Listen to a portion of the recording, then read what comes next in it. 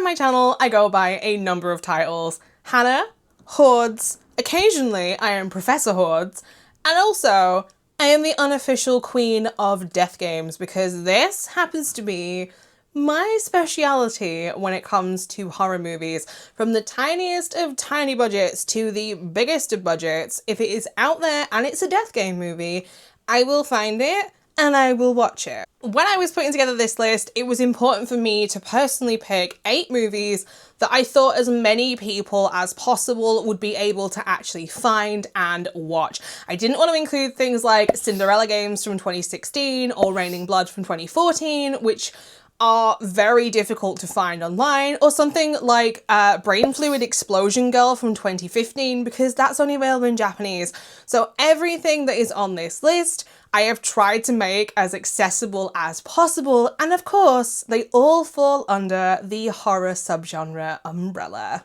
If you're new here, I'm Hannah, like I introduced in the beginning, and I am the head of the Horde here on my channel, Hordes of Horror. And if you're not new, welcome back. I talk about horror movies here on my channel on Mondays and Fridays, so if that sounds like something you might be interested in, maybe hit the subscribe button and join the Horde. Or if you are feeling extra generous and like the video, maybe hit that like button as well. So without further ado, here are 8 death game movies that I think you need to watch.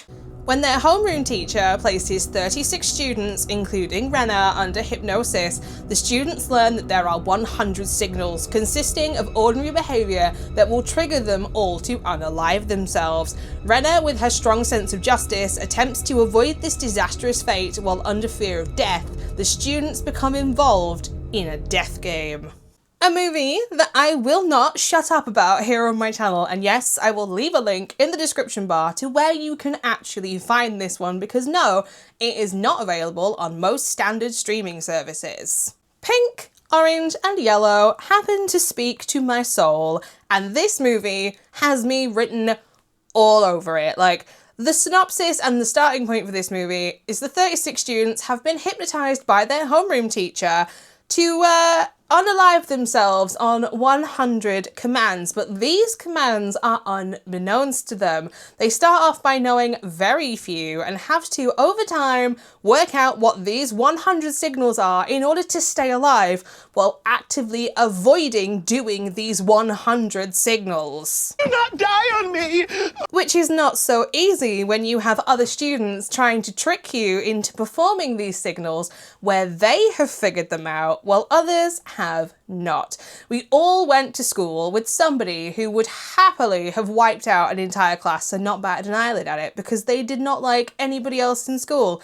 And Signal 100 is what happens when 2 of those students happen to come face to face with each other and decide that it is going to be one of those 2 left standing at the end of it, regardless of what happens to the rest of their class. Amongst these 2 having a power trip throughout, there is a tiny group of students who have decided to band together to try in a desperate attempt to figure out what all of these 100 signals are to see if it is possible to keep every single player alive, which, as you can guess, is not going to go well in a death game. Salesman Putchett loses his job, his car, and is in serious debt when he receives a mysterious phone call with an offer that he can't refuse. If he completes 13 tasks, he will win 100 million baht. But as each challenge quickly becomes more degrading and morally sinister, Putchett realizes if he quits, he will lose everything he has won so far. How far will he go to finish the 13 brutal tasks, and what awaits in the final?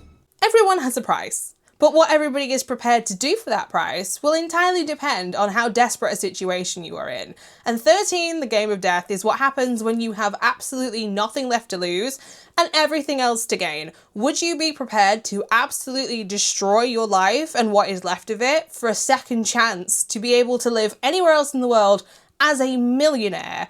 But also, would you be prepared to destroy the lives of everyone else around you if you're instructed to? Don't touch me! 13 challenges that increase in difficulty, dramatically increase in difficulty, mind, that become more sadistic and more morally dubious. That is 13 The Game of Death. Now, there is an American remake of this called 13 Sins. Don't watch it. It is nowhere near as good as 13 The Game of Death. They put Ron Perlman in the sequel and changed a bunch of things, including the most sadistic challenges in the entire game. Don't watch it. Watch the Thai version instead and take my recommendation on that, because the Thai version is far superior and it's far more twisted. 5 males and 5 females are being paid to undergo an experiment that lasts for 7 days. They are placed into a facility known as Paranoia House. Once they are locked in, they learn the rules of the psychological experiment. 1. Each person must return to their room by 10 p.m. or the mechanized guards will eliminate everyone roaming the corridors. 2. At the end of 7 days, or when there are only 2 surviving members left alive, the experiment will end. Can you get away with murder? If you like Danganronpa, the Incite Mill is like Danganronpa mixed with Big Brother. This movie is heavily inspired by Agatha Christie's And Then There Were None, which is widely considered to be the original Death Game novel back in the 1930s. Now, this game is a game of logic as well as a game of wits and how sneaky you can be, because in order to win the Incite Mill, you need to be able to kill off your other housemates and get away with it, because if you get found out, you're going to be the next victim in this house because you have absolutely nowhere to run. You need to play smart. You need to avoid detection, because at the end of the day, $1,000 an hour for 7 straight days is some serious money that people will be prepared to do pretty much anything in order to secure. Now, I will say that this is part murder mystery as well as being a death game. So if you are looking for something that isn't quite so gory and quite so violent, yes, it does still have a few of those moments sprinkled in here, this may be a good choice, because a lot of the kills happen off camera so that you can actually play along with the mystery and find out who it is that is murdering off every single one of these players. Search for clues. Search for clues. I will also add that this movie happens to have an alternative title here in the UK, and it's terrible because it is simply called Death Game. No, I'm not kidding. Welcome to Belko Industries in Colombia, a normally calm workplace that's about to devolve into a blood-soaked battle royale where 80 American employees are locked in their office building and instructed by an anonymous voice that in order to survive, they must kill each other off and be the last player standing. In the vein of larger scale death games, and yes, there is another one on this list, the Belko Experiment shows just how feral and unhinged humans are when all of a sudden the rules don't apply anymore. We have all worked with people that we didn't like, and this is the situation where suddenly you can kill your boss that has been doing sneaky dealings behind your back. The secretary might not suddenly be so meek and mild anymore, because all of a sudden, niceties and workplace, small talk goes right out the window. This is the largest scale death game that I have on this list, because 80 participants is quite a number of people that you have to plough your way through in order to survive. And let's just say that brutality, gore and violence is going to reign supreme in this death game, because in a building like this, there really is nowhere to hide if somebody is determined to find you. 5 carnival workers are kidnapped the night before Halloween and held hostage in a large compound. At the mercy of their captors, they are forced to play a twisted game of life or death called 31. For the next 12 hours, they must fight for their lives against an endless parade of homicidal maniacs. This one seems to be a love or hate movie with a lot of people, and I am going to say with my whole damn chest that this is actually my favourite Rob Zombie movie. People take this movie far too seriously. Just go with it. If anybody is going to do it, it's going to be Rob Zombie, and this is just another showcase of Rob Zombie doing gore and violence in a way that Rob Zombie can. but also while showcasing his love of clowns. Give me a survive the night style death game with chainsaws in it any day. All the assassins in this movie are wild. They are all clowns who happen to have a moniker of something head, and I understand that the first clown in this movie, Sickhead, might not be to everyone's taste, but if anybody was gonna do that, it was going to be Rob Zombie. Like, what did you expect? Like, surprise, Rob Zombie likes to push buttons. No, don't push the button! Don't push the button! This is a death game that is played in the movie every single year, and the assassins change depending on who the organisers feel like inviting this year. So I am so surprised that there has never been a sequel to this, because I would love a sequel to this movie. Give me more of the, like, weird, wild, off-the-wall clown assassins that you get in this movie. E.G. Daly, whom some of you will probably know her name, but others probably not. E.G. Daly is one of the clowns in this, and she is the voice of Tommy Pickles in Rugrats, and she is so good in this movie, and I will not have a bad word said about Death Head in this movie. Like, anybody, and I mean anybody, can put on a tutu and be absolutely fabulous while wielding a nail bat. Like, that is the levels of insanity that you're going to get in this movie, and that is before you even look up Sickhead. I'll leave you all to look up Doomhead as well, because that guy is lethal. Now, the movie title for this seems to have gone over a lot of people's heads as well, so let me quickly explain why it's called 31. The 5 people in this movie are kidnapped on the 30th of October in the middle of the afternoon, and they have to survive 12 hours. Oh, yeah, October 31st. You're welcome. Desperate to help her ailing brother, Iris and 7 other desperate people unknowingly agree to compete in a deadly game of Would You Rather, hosted by a sadistic aristocrat, Shepard, at his mansion. But the rounds escalate and the amount of money increases, but the dilemmas become increasingly deadly. 2 words. Jeffrey Combs. Bravo! Would You Rather showcases exactly what people will do when it comes to their own desperation and their own self-interest. Like, in a death game, I don't want players who are trying to, like, work with each other. Like, I want people to be acting selfishly. I want people to be doing what is best for them and their situation only. That is Would You Rather. Every single player around that table only has their own interests at heart, and that is what makes this game incredibly sadistic. Stop it. Get some help. We've all heard of the game Would You Rather, where you get given one of 2 options and you have to decide what you'd rather do.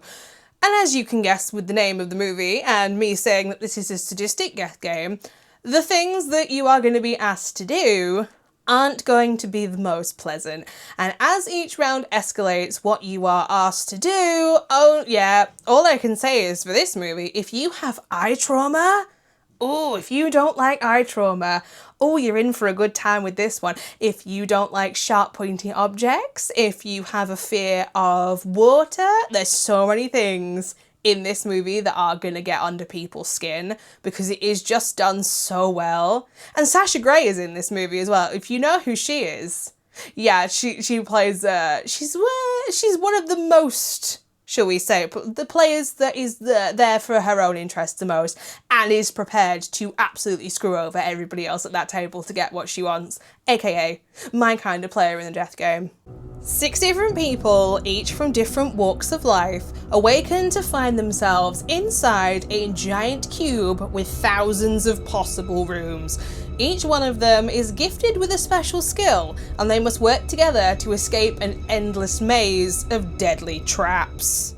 You could watch the original movie for this entry, but I could have also easily have included the 2021 Japanese remake on this list, because it is kind of an exact one-for-one replica.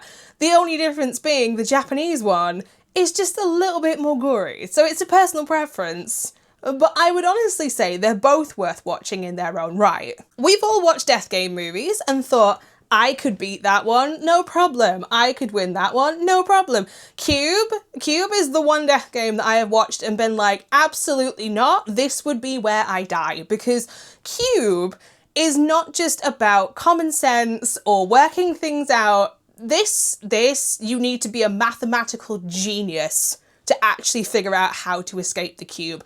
The maths involved in this, it is great to watch, but please do not make me do the actual maths because I'd be stuck in that cube forever. Cube is an entirely different entity all on its own because this doesn't involve luck. You either have the skills to beat the cube or you don't have the skills to beat the cube. Every single one of these players has been picked for a specific reason, which does get revealed throughout the movie. And I highly doubt that many people would actually be able to crack this game. It is ridiculously hard. 42 students, 3 days, 1 deserted island. 42 junior high school students have been selected to take part in the annual Battle Royale program, established as an extreme method of addressing concerns about juvenile delinquency. Dispatched to a remote island, they are each given individual weapons, water, and food, and the order to go out and kill each one of them till there is only one survivor. I had to end with Battle Royale, and if you have never seen Battle Royale, put it on your list now and go and watch it. There is a reason that this movie is a cult classic. It is even one of Quentin Tarantino's favourite movies, which is saying something because that man do love some gore and violence in his films. Like, seriously, what can I say about Battle Royale that hasn't already been said and said in a better way?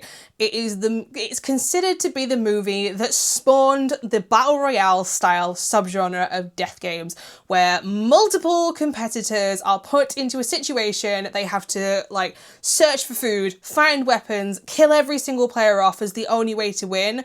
Battle Royale is the reason that I have so many of my other favourite things. It is the reason I have things like Dead Man Wonderland, Magical Girl Raising Project, Danganronpa, Zero Escape the Nonary Games, and my favourite TV show of all time, Alice in Borderlands. Thank you. Thank you. You're welcome.